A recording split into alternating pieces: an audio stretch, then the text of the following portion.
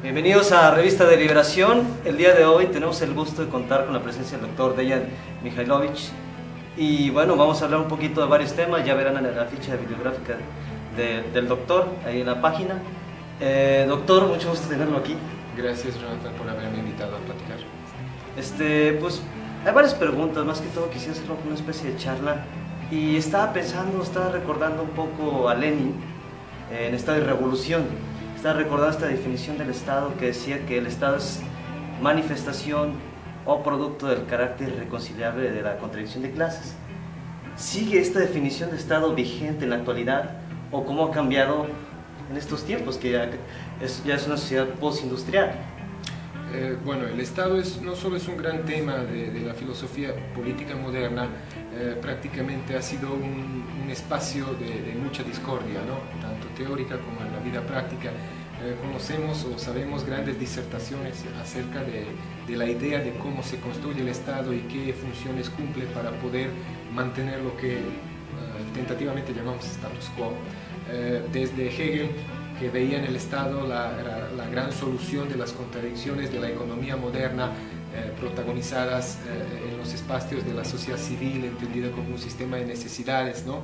y una lógica del capital, pues el Estado no cumplió con esa abnegada tradición de reconciliar o de alguna manera solucionar en la forma sintética, ¿no? del pensamiento triádico de Hegel, tesis, antítesis, síntesis. El Estado es como una especie de síntesis de las contradicciones que genera el modo de producción capitalista, y que un buen funcionamiento del Estado puede conducir a una reconciliación social. La crítica feroz que Hegel sufre de parte de Marx, en donde prácticamente el Estado es un instrumento de represión que anula todo tipo de lucha de clases, ¿no? Y la propuesta primero de los anarquistas y después de los marxistas y postmarxistas, que yace en la idea de una especie de morir el Estado paulatinamente para llegar a algo que la humanidad nunca había podido llegar, que es una asociación libre de seres humanos, productores y gobernadores de su propia vida. El Estado se ausenta porque el ser humano se gobierna a sí mismo. Por consiguiente, esa idea de la autogobernabilidad implica que el Estado pierda la chamba y la razón de ser. Lenin, que tiene ese panorama completo del desarrollo del capitalismo en su forma superior, que él denominó, él y algunos interlocutores de él, como imperialismo, ve que el Estado, como un hegemón político despersonalizado, lucha por proteger los intereses de las clases privilegiadas en diferentes partes del mundo, ¿no? Es un mundo profundamente dividido y segmentado, ¿no? A raíz de esa configuración nueva de los poderes imperiales hegemónicos en un sentido geopolítico y geoestratégico, ¿no? Donde la historia de la modernidad y la historia del capitalismo era un gran desfile de los estados poderosos que se repartían el mundo como si fuera un pastel de tres leches, ¿no? Porque ese mundo tiene recursos que son muy atractivos y de donde se nutren las economías nacionales de los estados poderosos. Lenin presencia todo esto, es testigo también de la Primera Guerra Mundial. Hay una revolución paralela donde él y sus camaradas pretenden o tienen esa aspiración de cambiar radicalmente las relaciones de producción capitalistas en un país que no tenía un nivel de desarrollo histórico, como Marx decía, propio como para conducir al socialismo, siendo un estadio superior al capitalismo. No hay que olvidarnos que Rusia zarista es una Rusia más cercana al feudalismo que al capitalismo, y de repente da un brinco a través de una revolución que con todos sus propósitos iniciales nobles se tergiversa, se distorsiona y de alguna manera se pervierte y cae y recae en un ejercicio de un Estado completamente totalitario, ¿no? Basado en represión y en el terror de los archipiélagos Gulag, ¿no? Entonces, la actualidad de la propuesta de llevar una teoría del Estado adecuada de Lenin es bastante actual, sobre todo hoy cuando vivimos en un mundo que se posmoderniza cada vez más vertiginosamente y donde el ejercicio de los poderes estatales ya no está anclado en la idea del territorio, ¿no? Los poderes políticos actuales son poderes desterritorializados, ¿no? Estamos más próximos a determinar eso como una especie del imperio, sin hacer referencia al imperio concreto otomano, Habsburgo o romano, sino imperio como una condición en la cual se encuentra el Estado mundial actual, ¿no? Opera como un imperio sin un anclaje territorial concreto y aparentemente, diría yo, el síntoma de esta situación es lo que llamamos en la ciencia política la desterritorialización de los poderes políticos y aparentemente una disminución de la presencia significativa del Estado en la economía y política mundiales. Sin embargo, a pesar de que se ha dado esta desterritorialización, yo veo que hay una constante en el Estado y que es esta parte del progreso. Es como discurso, como relato. Y me recuerda mucho a Dialéctica de la Ilustración, que si no me equivoco es Adorno Horkheimer. Sí. Adorno Horkheimer. Recuerdo una frase en particular, que la maldición incesante del progreso es la ininterrumpible regresión, o sea, ese regreso al instinto, a pesar del tipo de progreso, y sigue siendo constante, a pesar que ya no está en un territorio, sigue habiendo, digamos, esa violencia por parte del regreso al instinto. Sí, la idea del progreso no es nada nueva, ¿no?, en la historia de la humanidad. Sin embargo, con el inicio del mundo moderno, tienes en el progreso plasmada esa idea de la gran esperanza, de una vida mejor, de una vida que tarde o temprano conduzca a una condición compartida de bienestar generalizado, ¿no?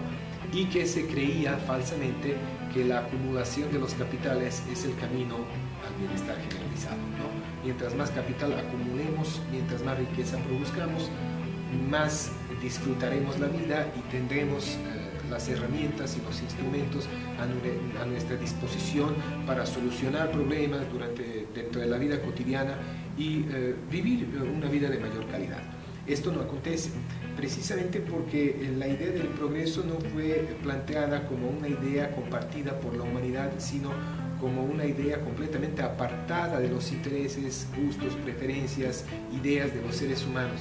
El progreso fue secuestrado por la ciencia, técnica, tecnología y después puesto al servicio del capital y de los intereses particulares. El ser humano es un ser histórico. ¿Qué quiere decir esto? Él crea y recrea constantemente su historia. El progreso es parte de esa historia. Los avances, los desarrollos en el plano intelectual, cognitivo, emocional, cultural, civilizatorio, religioso, etc. Siempre progresamos. El problema no es que hay una continuidad en la idea y en la realización de la misma, ¿no?, del progreso. El problema es cuál es el precio. ¿Qué estamos dispuestos a pagar como humanidad para continuar con ese progreso que en ese mundo de hoy implica un deterioro constante del medio ambiente y lo que llamamos la catástrofe ecológica, ¿no? Entonces, en ese sentido yo creo que el progreso, para ser replanteado, reubicado, recontextualizado a favor del ser humano como tal, de las masas, y que todos de alguna manera empíricamente veamos resultados positivos de ese progreso, habría que desmercantilizarlo, ¿no?, descomercializarlo y someterlo a un juicio ético, moral, social, político, sobre todo ideológico, ¿no?, porque creo que el progreso también es un tema predominantemente ideológico. Hay una ideologización del progreso. Lo que tú consideras progreso no necesariamente es progreso para mí. Ahora imagínate en niveles de diferencias culturales, regiones del mundo, civilizaciones, etcétera, etcétera. Creo que estamos ante la necesidad de replantear la idea del progreso, ver realmente qué significa para nosotros y qué estamos dispuestos a pagar para hacerlo o sentirlo. Ya para ir terminado, porque no le voy a quitar más del tiempo ¿algún proyecto a futuro que tenga, doctor, en el que esté trabajando? En este momento estoy terminando un libro sobre la actual configuración de los poderes mundiales desde un enfoque meramente geopolítico Es decir, geopolítica nuevamente cobra una importancia interesante, ¿no? En los estudios, en los análisis, en los debates acerca de cómo está distribuido el poder a nivel mundial, cuáles son los países poderosos, hegemónicos, que usurpan espacios económicos, sociales, políticos, ideológicos, culturales de otros países. Estoy tratando de demostrar que estamos presenciando un nuevo fenómeno, que es la integración que rompe las barreras regionales y va inclusive más allá de la globalización. Yo llamo este fenómeno nuevo meridionalismo, ¿no? Donde se integran los países que pertenecen a diferentes regiones del mundo, como China, India, el famoso BRIC, ¿no? O lo que yo llamo el nuevo meridionalismo, la integración sur-sur, que prácticamente motivada por intereses económicos y comerciales se convierte o se puede convertir en una poderosa alianza de carácter cultural civilizatorio, y que se convertiría también en un interlocutor válido con los dos bloques hegemónicos tradicionales regionales que son la Unión Europea y los Estados Unidos ampliados. Si esto se da, si esto se desarrolle, si esto prospere, si prospera ese nuevo meridionalismo, pues tendremos nuevas relaciones de poder, nuevas formas de llevar el poder a nivel mundial, y nos vamos a poder quejar de todo menos de que el mundo es un lugar aburrido, ¿no? Va a ser muy interesante verlo. Oh, muchas gracias por esta pequeña charla, doctor. Esto fue todo por esta entrevista. Gracias, doctor. Fue todo.